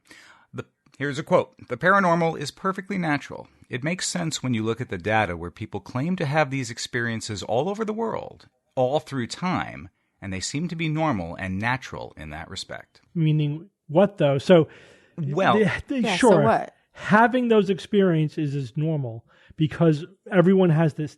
Our brains are flawed, right? Because our brains are glitchy, as I like to say. And so it's natural for humans with glitchy brains to have experiences that are unusual, but they are internal. It's not natural in that it's not an external experience, but he is saying that it is, of course, that this is like the universe is paranormal.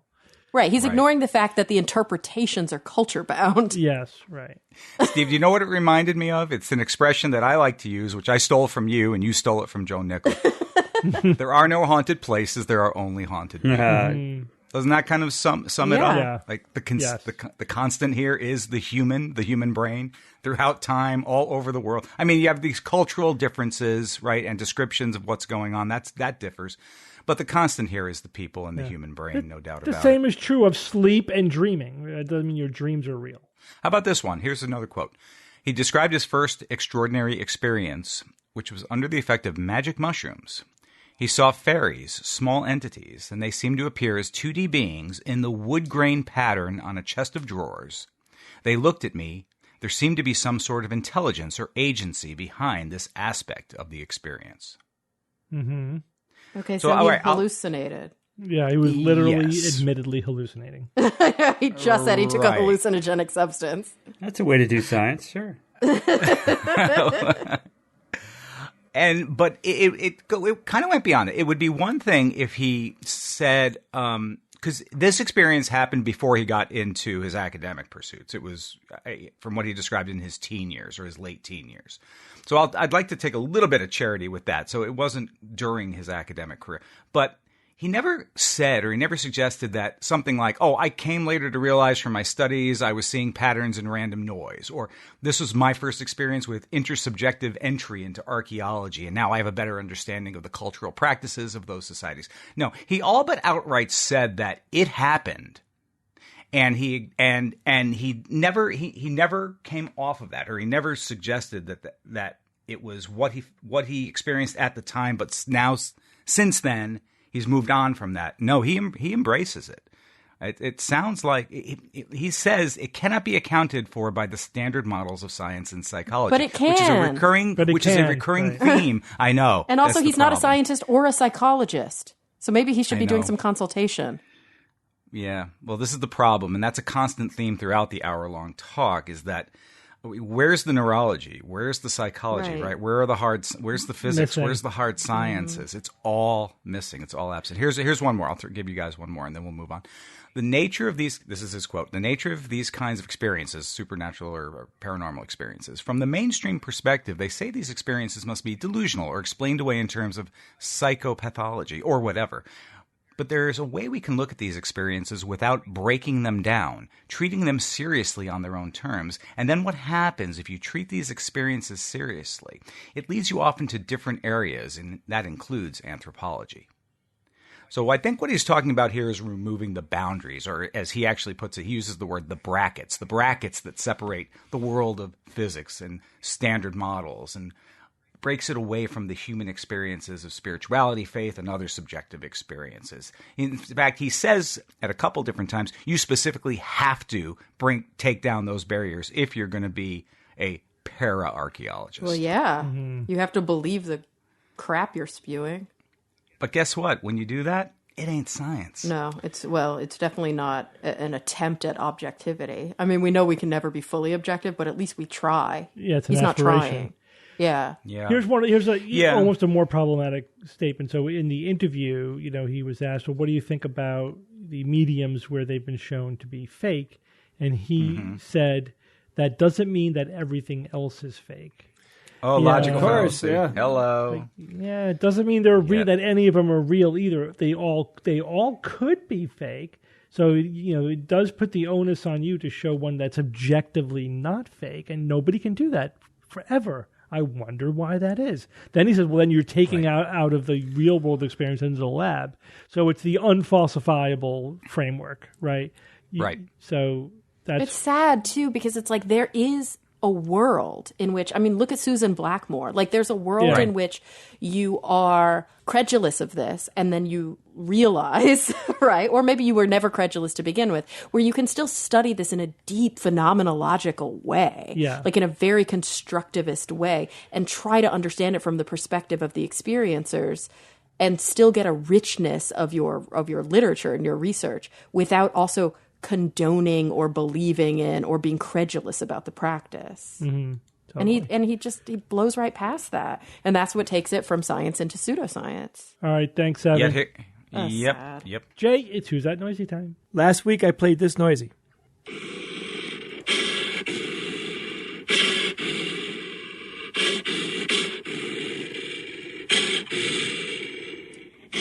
All right, what is this? It's Darth Vader on an exercise bike. Yeah, is it something does have a- breathing? So It many has a people bellow. wrote in Darth Vader. Yeah, you have to. Well, sure, because it has a bellows, right? It sounds like a bellows of some sort. Oh, bellows would make sense. That would give it that breathing vibe. Yeah. Well, Howard, he said, Howard, accordingly. my 6-year-old son wants to guess this week, and he said, it's a tiger. No, a lion. No, wait, a liger. That is out of breath. How very 6 years old of his son is so That's adorable. awesome. Yes, it is, but it is not any of those things. But it sounds like that. Next person wrote in, named Camilla, and this person said, please tell me that's a rotary phone. Sounds like they're dialing 0992648821 or something like that. No, it doesn't.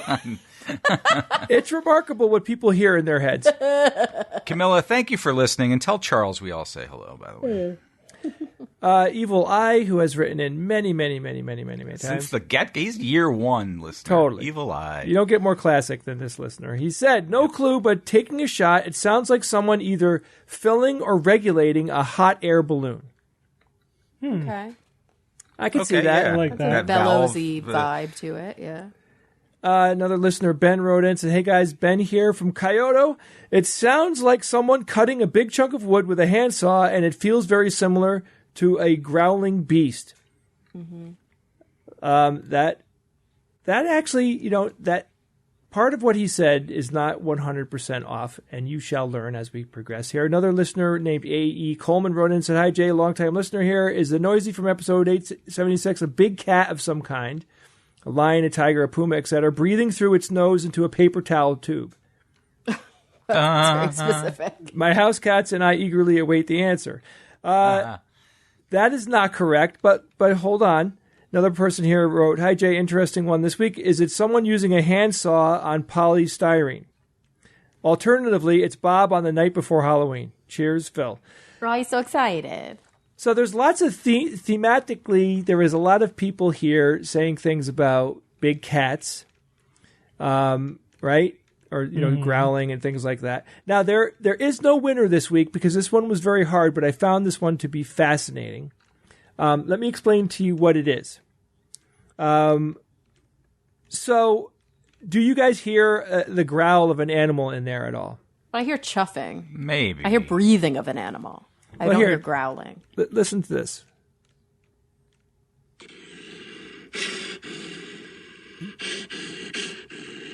Does that sound like a big cat? No. It sounds like a big animal chuffing. Or breathing. Okay. All right, so what this is a method that old time hunters used to use to call jaguars.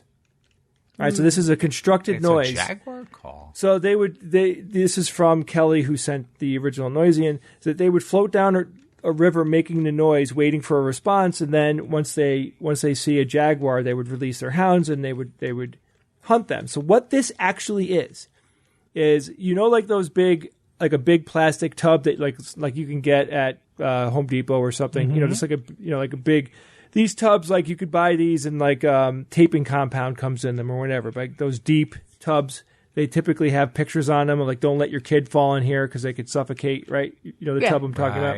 Yeah. You drill a hole in the middle bottom of the tub, and then what they would do is they would take leather lace and they would pull it through the hole, right? So it's like a shoestring, say, of leather. They'd pull it through the hole and drag it on the perimeter of the little hole that they drilled in the bottom. It really sounds like breathing. Yeah, and then it vibrates the entire bucket, and it also, because it's inside the bucket, that bucket makes a very throaty kind of sound. So visualize that as you hear this sound now. They're pulling it back and forth, and they're using different tensions on it to make inflections, the inflections sound different. But listen again.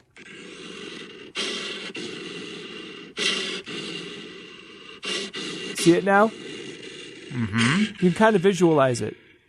Oh, yeah. I thought that was really cool because, it's a hunting call that they use to fool jaguars into thinking that other jaguars were nearby and the jaguars would come and check it out. But it just so happens to have a very big cat kind of, what did you call that, Kara? What kind of sound is that? A chuff. Is that pleasant? It's like the sound that they make when they're safe. It's like a pleasant sound when they breathe. Yeah, and I hear that. I also hear something more aggressive at the same time. Like it doesn't sound that aggressive to me. Can I tell you like a little tidbit? Something that's evidence-based that does absolutely attract jaguars, and what? Scientists use it. They mark their camera trails with it, or their trail cameras with it. Calvin Klein's obsession for men. I don't disbelieve that because people who create perfume use real-world scents to. They use civet oil, or now it's synthetic, but it used to be made with civet oil, and it turns out that is like really attractive to jaguars. So don't go on a hike through the Amazon wearing Calvin Klein's obsession for men. Unless you have one of these buckets with a hole in it with a leather string. Yeah, be careful. Real world application of skepticism. So that was a cool one. I have a new sound for you guys this week, and good luck guessing.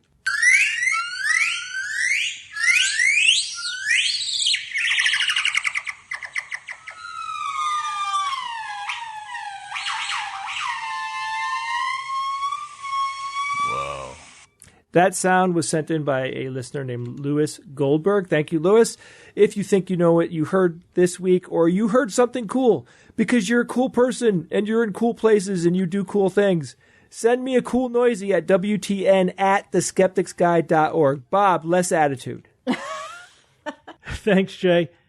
Just going to do some corrections for the email segment this week. About the Bermuda discussion from a couple of weeks ago. Oh. Got a couple of emails. One from a biologist from Sweden, Soren. No, you didn't.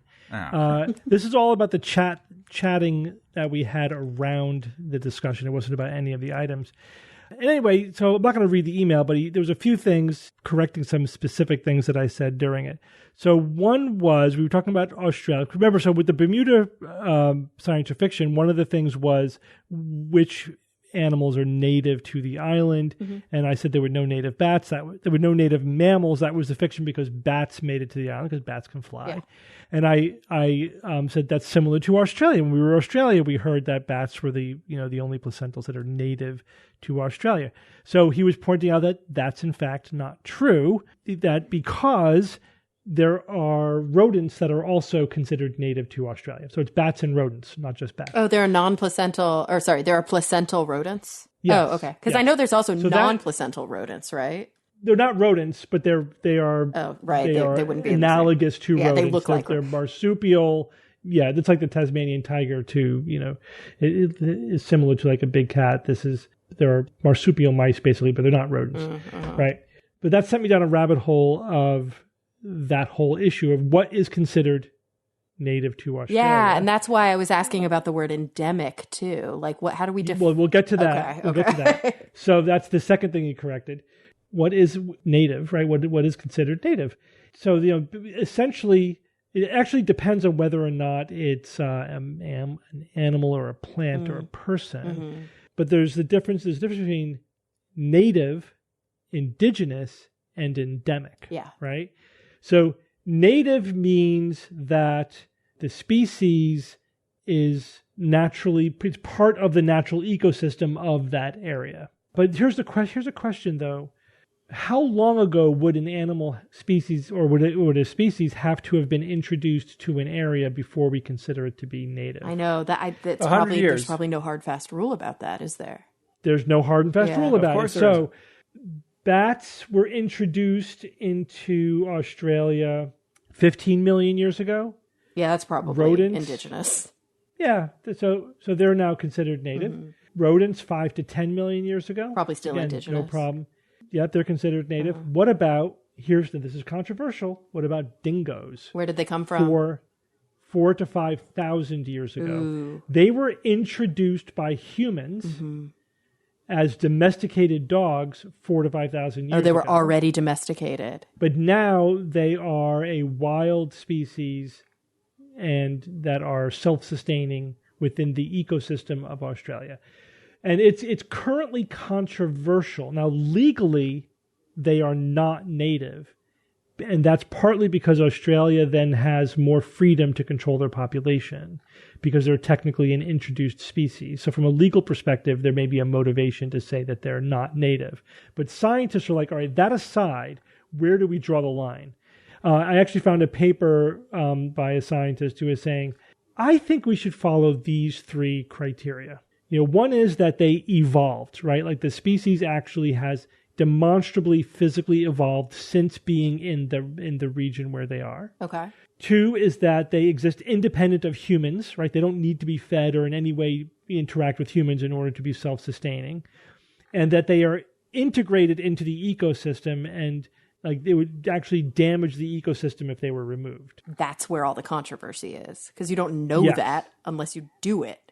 But she said, if you can infer that though. You can say, yeah, they're integrated into the ecosystem in such a way that it would be disruptive if they were just removed. So right, but we've learned that even happens when we remove invasive species. Yeah, that's true. But you have to have all 3 of these at the same time, right? You have to be self-sustaining, independent of human activity. You have to be integrated into the ecosystem, and you have to have evolved in this location. Dingoes were definitely, an invasive species when they were first introduced. They drove the Tasmanian devil in Australia to extinction, right? That's why they only exist in Tasmania now. But now 4,000 years later, are they now a native species? And again, it's controversial. There's no answer to that. I'm just saying that there are a range of opinions, and some people say if you can come up with criteria to say that they should be considered a native species to Australia now. They've been there long enough. Obviously, rodents and bats, millions of years, fine. That's like way past the line. But there's no objective demarcation line. All right, now endemic. So you asked me what does endemic mean, and I gave you the medical definition of endemic, which is that it's a self-sustaining population in an area. Because like we would say measles is endemic in the United States, so that would mean that it's self-sustaining. It doesn't have to be introduced from the outside. Right. But in an ecology sense, it's just a smaller range, right? No, what it means is that, well, sort of, but it means you're endemic to a region. It means you're only in that region. Yeah. So something that's endemic to Bermuda exists only in Bermuda. If it exists anywhere else, then it's native to Bermuda, but not endemic. So endemic is native, but also restricted only to that location that you're talking about. Right. The Galapagos, whatever finch is endemic to the Galapagos. Like you can't find it anywhere else. Yeah. Exactly. Okay. Right. So that was the thing that I got wrong. I didn't know that was a distinction between the medical and the biological use of the word endemic. It's a little confusing, which is why there's another term to refer to that. Yeah. So in fact, there's a more technical term for it called precinctive, that was created by a biologist because he didn't like the fact that the same word had 2 different meanings in 2 different specialties, right? In biology and medicine. So he said we need to come up with a new term that's not endemic so people don't get confused. But I've never heard that term before, and I don't think it gets used that often, but it does exist. So if you want to say endemic and not be confusing, you could say precinctive, but nobody will know what you're talking about. All right. So interesting. Things are always more complicated than you think. And I think I did talk about the difference between introduced and invasive. An introduced species becomes invasive when it extends beyond the location where it was introduced. Right, so it starts to spread into the environment. Then it becomes invasive. It's invading other places. Oh, it's not also just defined by its ability to kind of like overwhelm a balanced ecosystem. Well, that is a typical feature of invasive species because they don't have natural predators. They tend to have advantages to survival because they are disruptive and they're others like native species don't have resistance to them. Right. So they tend to be very disruptive. All right, well, guys, let's go on with science or fiction. It's time for science or fiction.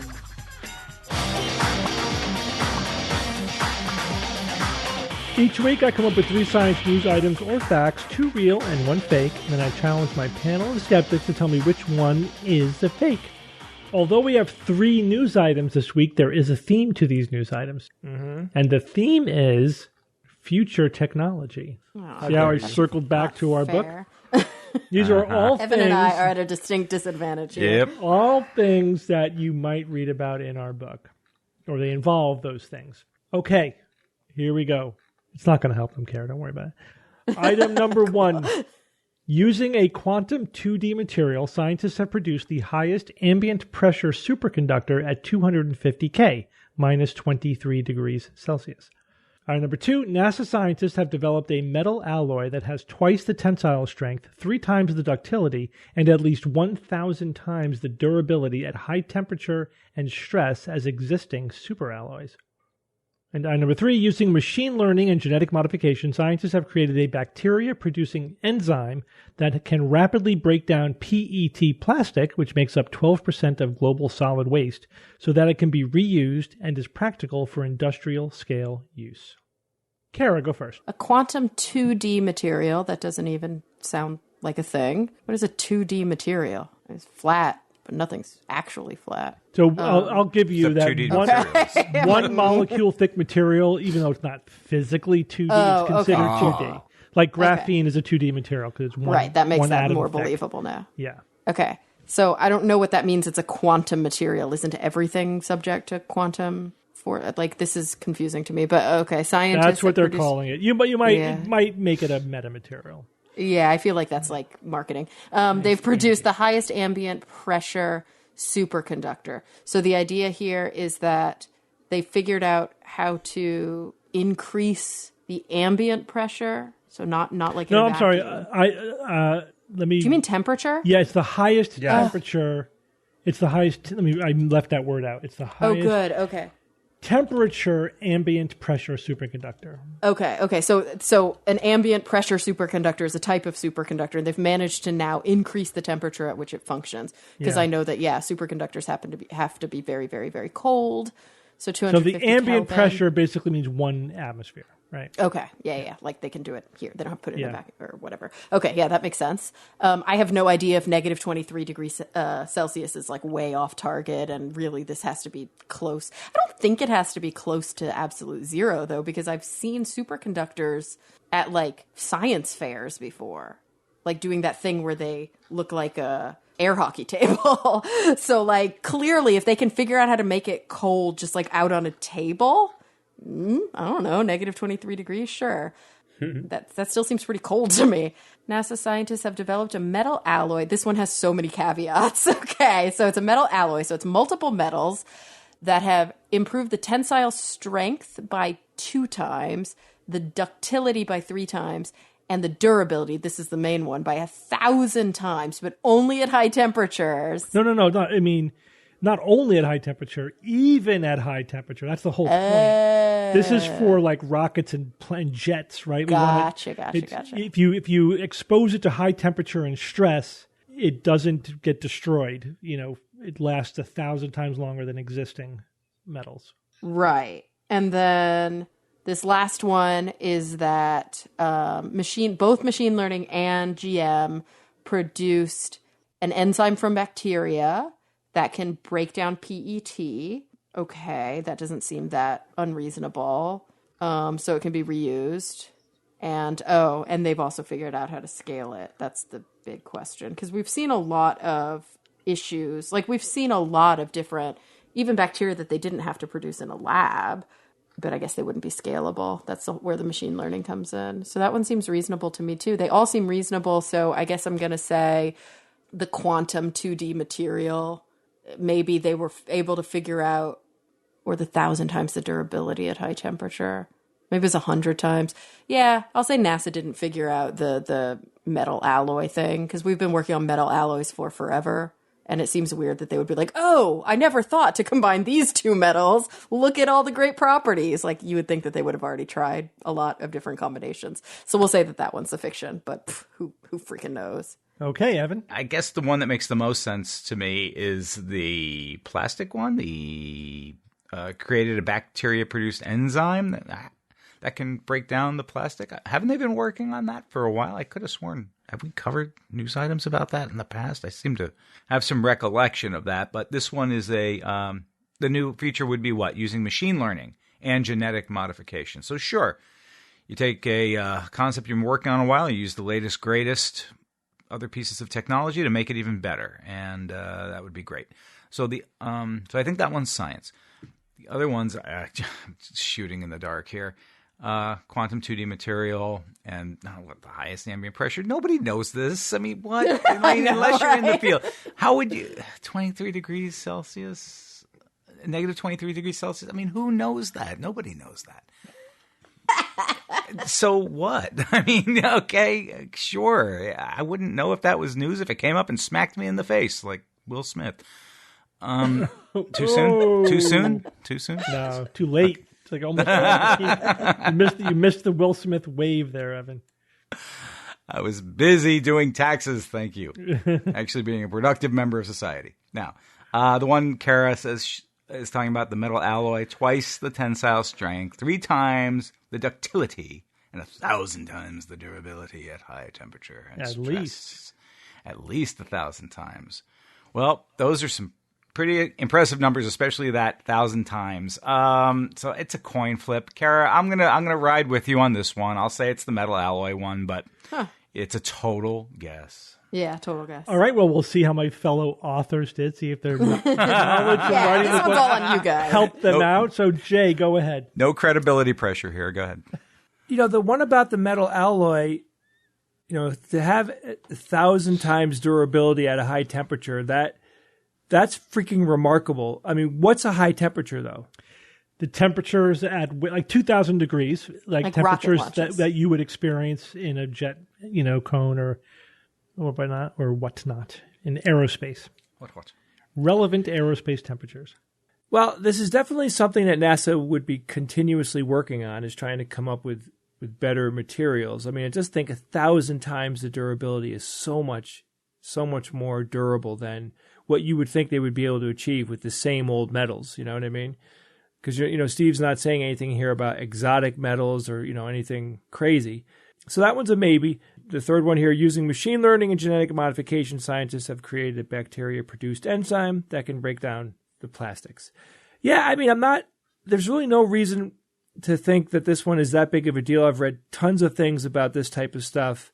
I would imagine that the problem here would be to scale up the creation of that bacteria, because it's always a scaling problem.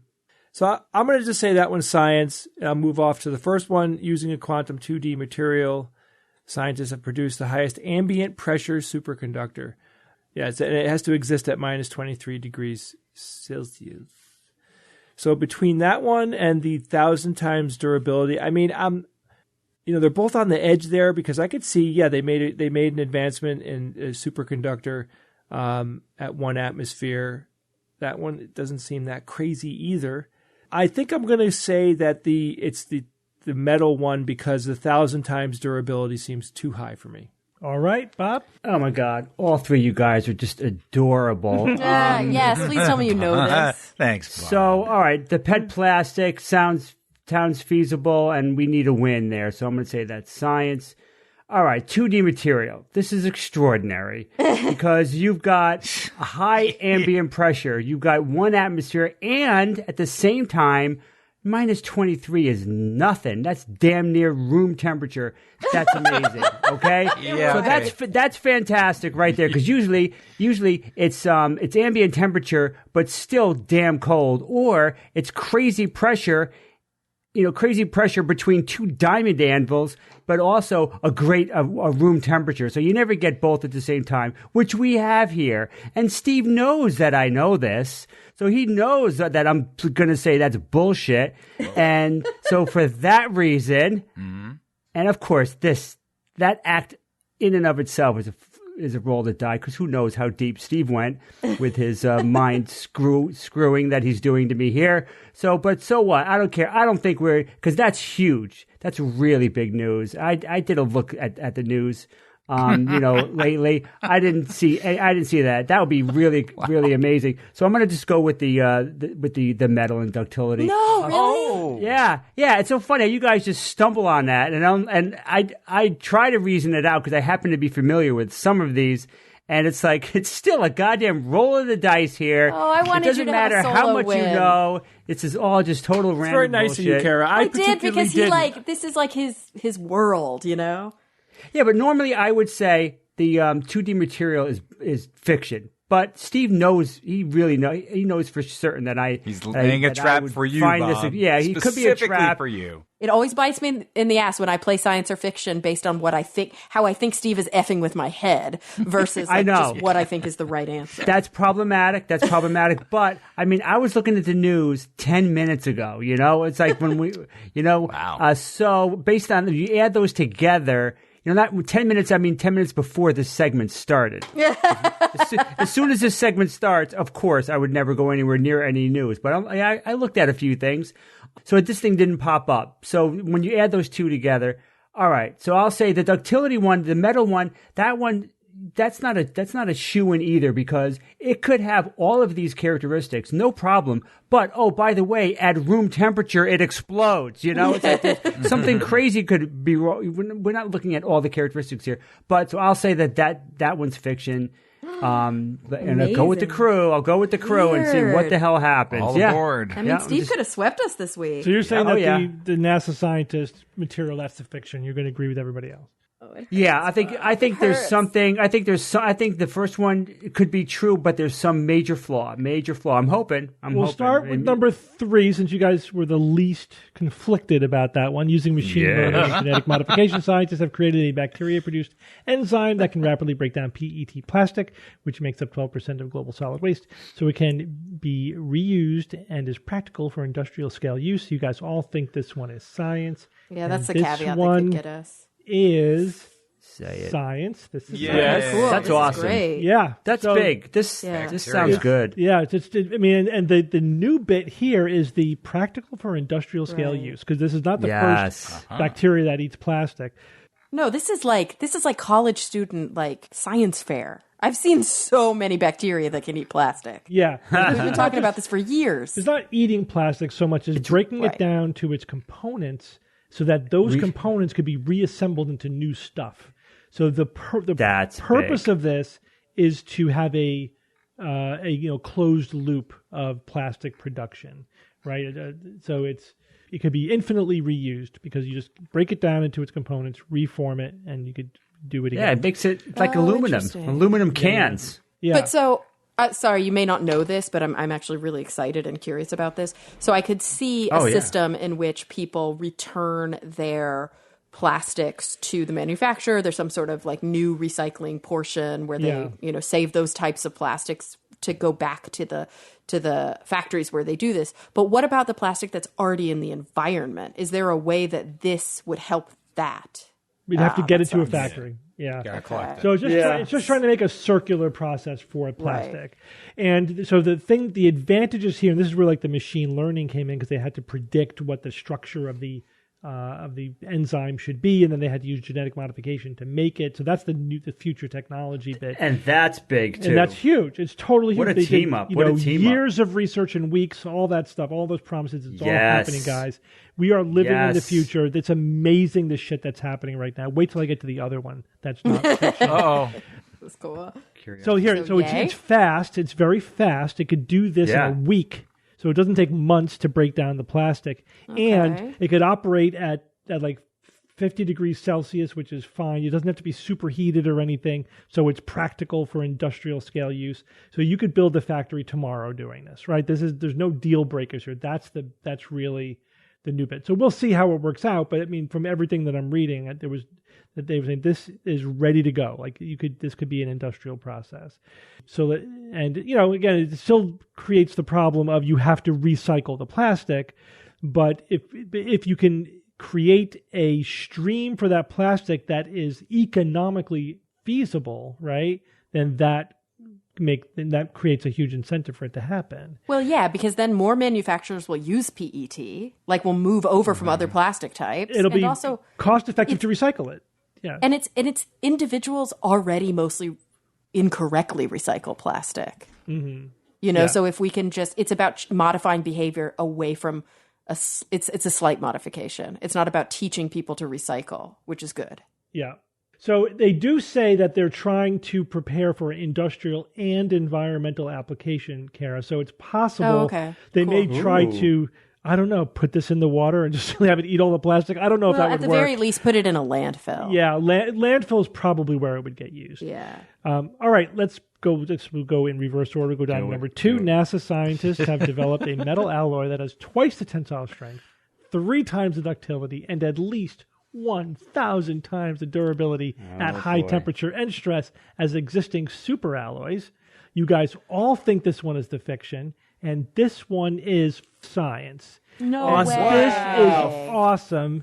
And cool. NASA hit it out of the park. Got me, I watched a half-an-hour video on this, and the guy is so mellow throughout the whole thing, and I'd be like, "Oh my god!" All right, so and I take Having absolutely no responsibility for getting this. No, I blame Bob.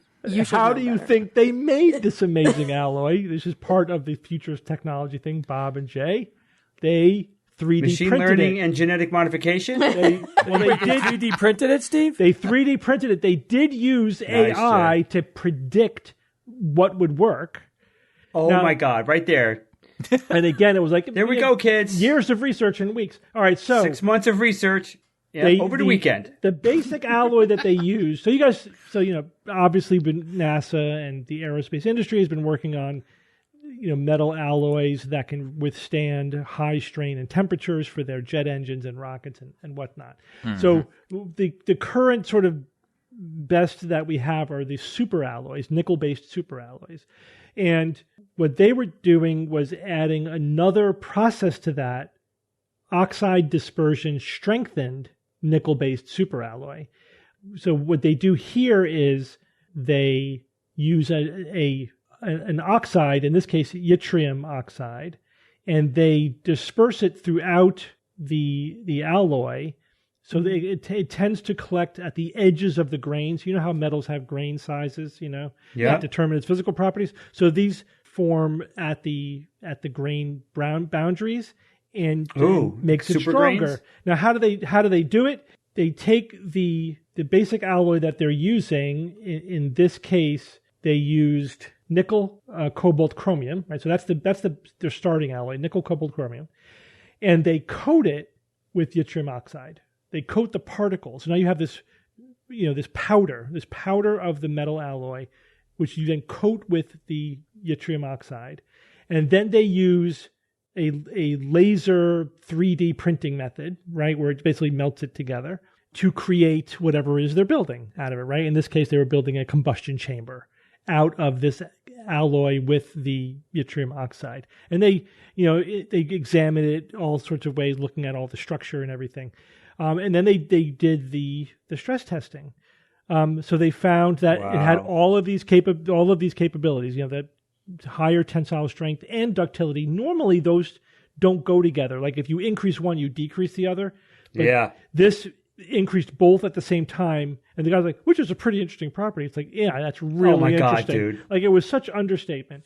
And then they did the big test was they put it actually at like twice the temperature that the normal alloys can tolerate. So normally you need to have some kind of insulation, even with the current superalloys, in order for it to survive a combustion chamber on a jet, right?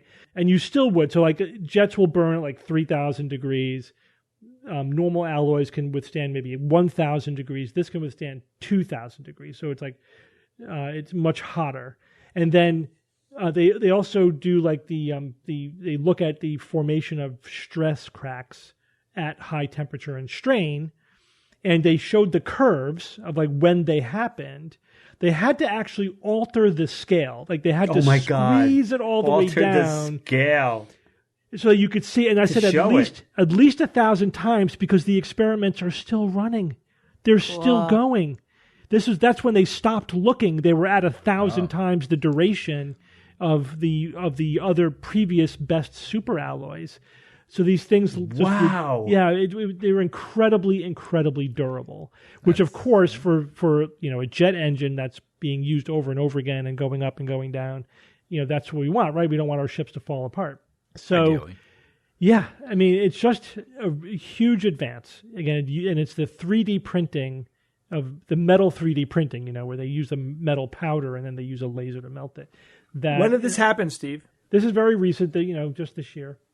The video I looked at was February for this year. Is kind of a game changer here, right? Yeah. Because helping to determine which combinations could potentially have a more positive outcome. Out of the quadrillions of types. They're using materials they've been working with for ages. It's a lot less trial and error. Exactly. Now, it's not just this one metal, too, right? This is just one of the ones that they're working with. You can use the same technique, this ODS technique, with different, superalloys to strengthen them. And here's the other thing. So, you look at, I didn't give you all the information because I had to cut it off somewhere, but the other information is also all good, Bob. So, for example, if you look at the strength to density, it's better. So, in other words, you get more strength at a total lighter construction, which, of course, for aerospace is huge. That's fantastic. But they could also, they could emphasize that. They could say, all right, now let's take a super light material and just try to make that strong enough to function maybe not in a combustion chamber, but somewhere else. And just so you could optimize the lightness of the material that we're using versus optimizing the durability like we need in a combustion chamber. Right. So this is super light. Like Predator metal. So this is a technique that could spawn 100 superalloys, this ODS strengthened. Yeah, it's the ODS technique that's the game changer, not this new material. But now ODS is itself like 20, 30 years old. It's this new way of doing it with the 3D printing that's better because the previous techniques were expensive and time-consuming and difficult. Okay. And they figured out a way of just coating the powder particles and doing it in 3D printing. That's the innovation. It became... Oh, so it's not the metal that they're using to coat it. No, so it's the metal is the powder that they're making the thing out of, and they're coating the metal with the yttrium oxide, which is the strengthening agent. But it's not the yttrium oxide that's necessarily an innovation here. It's how they're doing it. It's using the 3D printing to make it much faster, cheaper, easier, and better. You get a better distribution, better microstructure characteristics. Everything is good. So it's not only better, it's faster, cheaper, easier. So now it's like you could just start printing your planes, and your rockets out of this stuff. We know they're already using, SpaceX is using 3D printing for a lot of their components. For a lot of their engine parts. Yeah, you have to figure it has to be part of any. It translates right over. Yeah, it translates right over. Yeah, they've been doing it for years and years and years. They used to call it additive manufacturing. They still do. Yeah. Throughout this, they call it AM, or additive manufacturing. Yeah. Yep. That's not new. All right, Steve. All right, so using a quantum 2D material, scientists have produced the highest temperature ambient pressure superconductor at 250 K or minus 223 degrees Celsius. That is the fiction, but it's morphed from an equally cool news item. But I doubt it. They used hold on. They did use a quantum 2D material, so that part is real. A quantum 2D material to create a new superconductor. It's just the new advantage to the superconductor is different than just being at a higher temperature. It's still a super low temperature superconductor, but, and you may not immediately recognize the importance of this, it's a one-way superconductor, one-directional superconductor. What do you mean? I don't even know what that means. The current only flows in one direction. The current flows in only one direction. Why is that important? It usually flows in both with the superconductor? Oh, yes. Okay. It always flows in both with all previous superconductors. This is the first superconductor in which it flows in only one direction. And what the hell, man? That is necessary for superconducting computers. So with this, you now can make a superconducting computer. Now, you're not going to have it on your desktop because it's still at super low temperatures, although ambient pressure. Well, liquid nitrogen. Liquid level. nitrogen temperature, yeah. So it is at Which a is temperature, cheap. yeah. So you can have it in a server farm, and superconducting computers are huge. That's a huge innovation. Yeah. When you think about the amount of electricity, the amount of electricity being used to run server farms now is like the electricity output needed to run countries, and this could make a significant impact on that. Yeah. Oh no! Here comes Great. more. Does that mean more NFTs Bitcoin, are here to stay? Yeah, right. Blockchain. And... So, Kara, you were right. I should have. Bob, I was rooting for you. Like, Bob, go with your gut, man. You Don't almost trust did, your gut. too. I wanted you to do that. Here's the title of the paper: "The Field-Free Josephson Diode in a Van der Waals Heterostructure." That's the paper. Right, and anyone would know. Tell that what to is. Brian for the next. And the other bit is they were able to do it without a magnetic field, which apparently is important. So they demonstrated even without a magnetic field that they could have one directional superconductivity using this so-called quantum 2D material. So again, will this turn into superconducting supercomputers in 5 years or 10 years? Who knows? But it could. This was something that we've not been able to do before, and now they were able to do. So, and not only that, they thought it was impossible before they did it. Some physicists Even better. thought this could be impossible. There may be no way to do that, but they figured out a way to do it. Man, I'm just realizing I almost picked this one. It was like a coin flip for me. Yeah, I know. I even said it out loud, and then I was like, so I'll go with NASA. Yeah, I know. I didn't know which way Damn you it. were going to go. Oh my God. So Cool. pissed at myself. And That's this cool. is That's the awesome. kind Very of cool. stuff you'll read about in our book because it's all super cool. Right? But there's so many jigs and jags and left turns. I think we're trying to predict the next step. I said, if you can predict the next step in one technology, you could become a billionaire. Now try to predict the next 20 50. steps Yeah. in 1,000 technologies. That's the future. AI So- and 3D printing. Yeah. There you go. Yeah. Well, we definitely talk a lot about those Can't go things. too And far genetic wrong with those modification. predictions. Yeah, absolutely. And All porn. right. Evan, give us a quote. This week's quote was suggested by a listener, Jamie, from Wellington, New Zealand. Welly. Oh, we've been to Wellington. Wonderful place. Jamie says, while reading the excellent book Thinking to Some Purpose, written by Lizzie Susan Stebbing in 1939, I came across the following, which is as relevant today as it was in 1939. Here's the quote. There is an urgent need today for the citizens of a democracy to think well. It is not enough to have freedom of the press and parliamentary institutions. Our difficulties are due partly to our own stupidity, partly to the exploitation of that stupidity, and partly to our own prejudices and personal desires. Could have been written today. Heck Absolutely. yes. Today. And thank you. Why didn't I know about this book before? It must go on my to-buy list. Thinking Because to it was some in 1939. purpose. Well, yeah, But- maybe. It's a bit reassuring, though, isn't it? Though that things were that bad back then, maybe, and Right. we obviously survived. You On the cusp, right? World War on the Yeah. just around the corner. Boy. Yeah, but it it's must have been pretty scary. absolutely true, and I think that's one of the things that really hit me over the head in the last 4 or 5 years. It's that I naively thought that the institutions themselves would protect us, democracy of everything, but they don't. They absolutely don't. Not enough. No, Because it's like we all have to have a ladies and gentlemen's agreement for these institutions to work.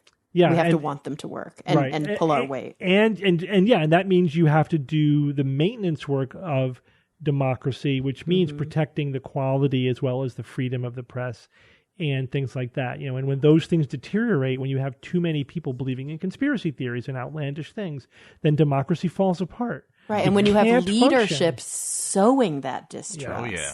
Yeah, like the system only works when the voters hold elected officials accountable to some point. But if there's zero accountability, elected leaders become shameless and the system collapses. And that's what we're seeing. We're not past the point of no return yet. Some people think we are. I don't think we are. But Right. What was I watching the other day? Did you guys see the Uber series? The No, dramatization no, of you Uber mentioned with it before. Joseph Gordon-Levitt? no. How was it? So So there, it's good. But I mean, he very unlikable character because I think apparently very unlikable guy. But there's a scene where he's talking about being this disruptor and he wants to break the system and blah, blah, blah, like all the stuff you usually hear. And the guy from Friday Night Lights, who plays Kyle Chandler, who plays the VC who funded him, is talking about how the disruptors very often can't become the leaders. Like he's saying Uber is my thing and I need to be the leader. They're trying to take him out of the company. And he's like, revolutionaries never make good democratic leaders. Revolutionaries always become dictators. And it was he was like, name me one time. Like they do good work, but then they have to step down. George Washington's probably the only example I can think of. Right. He stepped down and could have been dictator. That was a very unique part in history where you had a group of leaders all steeped in the Age of Enlightenment. It was just like the perfect storm of things happening then. I don't think you can extrapolate that to many other and times it doesn't in translate to any other it's examples. An outlier. Yeah, it's an outlier. It's an absolute It was interesting. outlier. Anyway. All right. Well, interesting show, guys. Yes. Yeah, it was very good cool. topics. Yeah, learned a lot. And thank you all for joining me this week. Thank you, Steve. Sure, man. Don't you ever ask me to do this again. Well, next week, right? Don't forget about the Friday live stream. Friday at 5 p.m. Eastern Time. You can watch us streaming on the interwebs. Woo. So check it out. And until next week, this is your Skeptic's Guide to the Universe. Skeptic's Guide to the Universe is produced by SGU Productions, dedicated to promoting science and critical thinking. For more information, visit us at theskepticsguide.org. Send your questions to info@theskepticsguide.org. And if you would like to support the show and all the work that we do, go to patreon.com/skepticsguide and consider becoming a patron and becoming part of the SGU community. Our listeners and supporters are what make SGU possible.